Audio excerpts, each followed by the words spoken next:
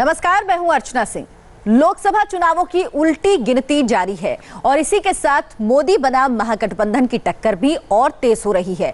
2 दिन पहले मोदी के खिलाफ 22 दलों के बनर्जी के नेतृत्व में एक मंच पर आकर हुंकार भरी, लेकिन महागठबंधन का चेहरा कौन होगा, पीएम पद का दावेदार कौन होगा, ये अब तक साफ नहीं। इसी असमंजस पर बीजेपी ने निशाना साधा। बीजेपी ने महागठबंधन को नया फॉर्मूला दिया, सप्ताह के हर दिन एक नया प्रधानमंत्री। ये उत्तर प्रदेश के एक मंत्री का फॉर्मूला है मोदी के खिलाफ बने महागठबंधन के लिए, जिसके पास प्रधानमंत्री का चेहरा नहीं। बीजेपी 7 दिन 6 प्रधानमंत्री का फॉर्मूला महागठबंधन को दे रही है।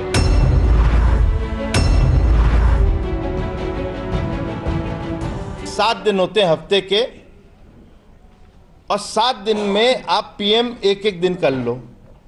ये बीजेपी का बड़ा सुझाव है। हम लोग दिल वाले हैं। सोमवार को ममता जी बन जाए, मंगल को मायावती जी बन जाए, बुध को अखिलेश यादव जी बन जाए, बृहस्पतिवार को चंद्रबाबू नायडू बन जाए,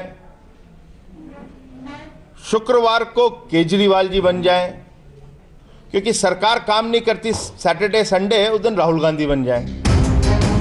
बीजेपी में कोई द्वंद्व नहीं, मोदी ही प्रधानमंत्री का चेहरा है और बीजेपी उन्हीं के नाम पर चुनावी वैतरणी पार करने उतरी है। लेकिन विपक्ष में पीएम पद के दावेदारों की पूरी जमात तैयार है। जिस सूबे पर नजर डालिए वहां एक दावेदार मिल जाएगा।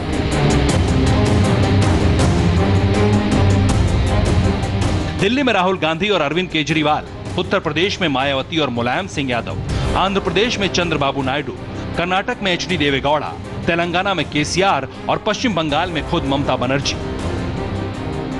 इनमें से कौन होगा प्रधानमंत्री पद का दावेदार, ये बात महागठबंधन में शामिल खुद 22 दलों के नेता भी नहीं जानते। लेकिन पूरब से पश्चिम तक, उत्तर से लेकर दक्षिण भारत तक हर तरफ से मोदी के खिलाफ आवाज उठ रही है, रैलियां कर रहे हैं। विपक्ष के बड़े चेहरे एक मंच पर आकर मोदी के खिलाफ शोर मचा रहे हैं। ऐसे में पीएम मोदी भी कहां चूकने वाले थे। बोले कि चौकीदार का खौफ है कि विरोधी त्राहिमाम कर रहे हैं। पश्चिम बंगाल में भारतीय जनता पार्टी का सिर्फ एक एमएलए है। एक, कितने? एक। लेकिन वहां बीजेपी से बचने के लिए पूरे हिंदुस्तान के सारे लोग इकट्ठे हो गए हैं। एक एमएलए वाली पार्टी उसकी नींद हराम करके रख दी है, क्योंकि ये सत्य के मार्ग पर चलने वाले हम लोग हैं।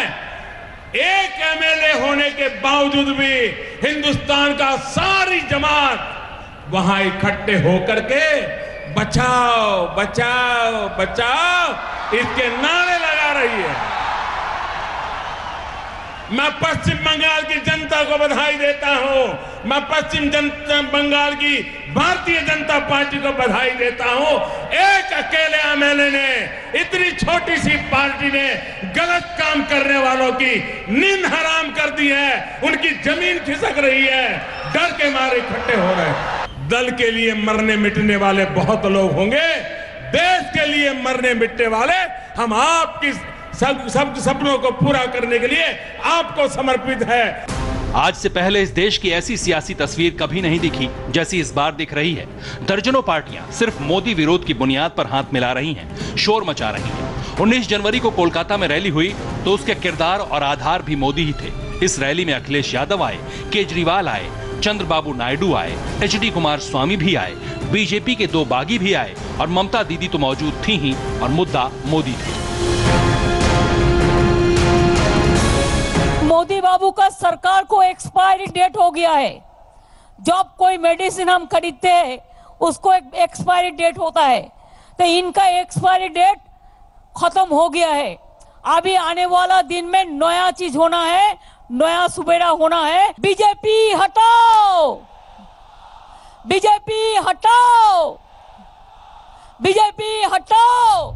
मोदी की एक्सपायरी डेट का ऐलान करने वाली दीदी भी जानती होंगी, इतने चेहरों के साथ आगे बढ़ने की डगर बहुत कठिन है, क्योंकि यहाँ एक अनार 100 बीमार वाली हालत है। प्रधानमंत्री की कुर्सी एक है और महागठबंधन में दावेदार कई, जो अभी तो खामोश हैं, लेकिन वक्त आने पर ख्वाहिशें खुलकर सामने आ जाएंगी। तभी तो मोदी इस महागठबंधन को अनोखा संगम कहते हैं। महागठबंधन एक अनोखा बंधन है। ये बंधन तो नामदारों का बंधन है। ये बंधन तो भाई भतीजावाद का बंधन है। ये बंधन तो भ्रष्टाचार का बंधन है। ये बंधन तो घोटालों का बंधन है। ये बंधन तो नकारात्मकता का बंधन है। ये बंधन तो अस्थिरता का बंधन है। ये बंधन तो असमानता का बंधन है। ये एक अद्भुत संगम है। इस रैली में शरद यादव भी थे। मोदी पर हमला करने के लिए माइक थामा तो राफेल की जगह जुबान पर बोफोर्स घोटाले का नाम आ गया। राफेल, माफ करना, मैं बोफोर्स बोला था। राफेल हिंदू में ए राम जो सबसे बड़ा पत्रकार इस देश का है, आज टेलीग्राफ में इनने डकैती डाली है, ये साबित होने वाला है। आगे आगे और इनकी डकैती का पोल खोलने वाला है। बहुत बहुत शुक्रिया, बहुत बहुत धन्यवाद। माफी चाहता हूं।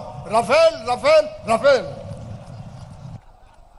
शाहरुख जी ने ठीक किया है। शाहरुख जी ने कभी कभी बोलने से हमारे मुख से निकाल जाता है कोई पुराना बात, लेकिन ठीक है, बोफोर्स नहीं, वो राफेल है। दीदी ने गठबंधन धर्म निभाते हुए शरद यादव की भूल सुधार दी, लेकिन पीएम मोदी ने कहा शरद यादव ने जो भी कहा वो गलती नहीं, सच है जो अब सामने आया है। आपने एक और बात देखी होगी, जिस मंच से ये लोग देश और लोकतंत्र बचाने की बातें कर रहे थे, उसी मंच पर एक नेता ने बोफोर्स घोटाले की याद दिला दी। आखिर सच्चाई कब तक छुपती है? कभी न कभी तो सच निकल के आ ही जाता है। ऐसा पहली बार है जब चुनाव में नीति और नीयत की बात नहीं हो रही, बात हो रही है तो सिर्फ मोदी की। ऐसा लग रहा है जैसे मोदी प्रधानमंत्री नहीं, राष्ट्रपति का चुनाव लड़ रहे हों, जिसमें पार्टी नहीं चेहरा मायने रखता है। तभी तो मोदी महागठबंधन की नीयत पर सवाल खड़े कर रहे हैं।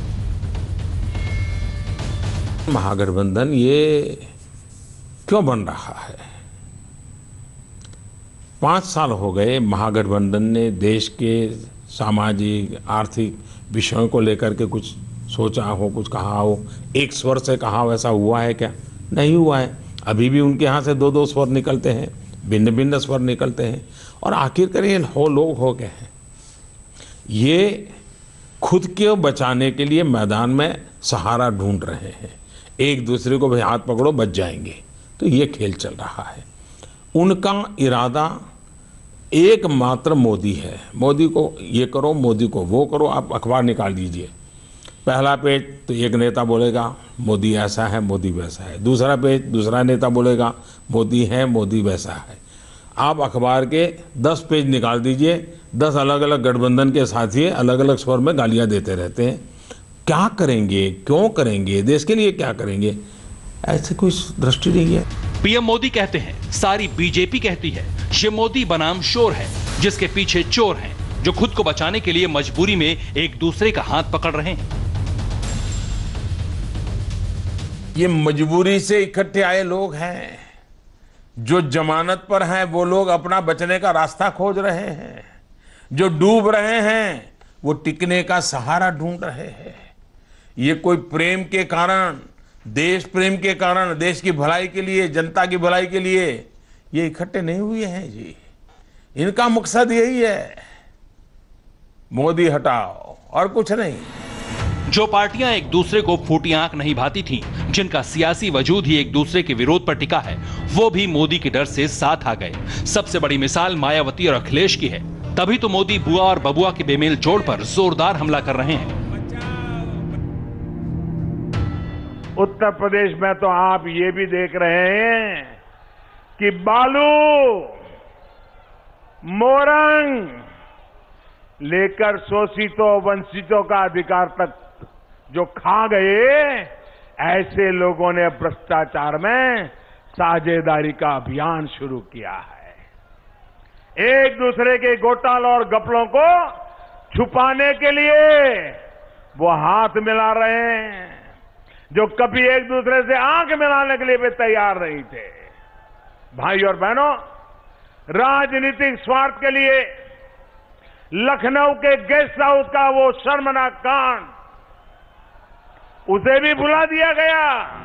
महागठबंधन पर हमलों की बौछार तो मोदी ने पिछले साल से ही शुरू कर दी थी, लेकिन जैसे जैसे चुनाव नजदीक आ रहे हैं हमला और भी धारदार होता जा रहा है।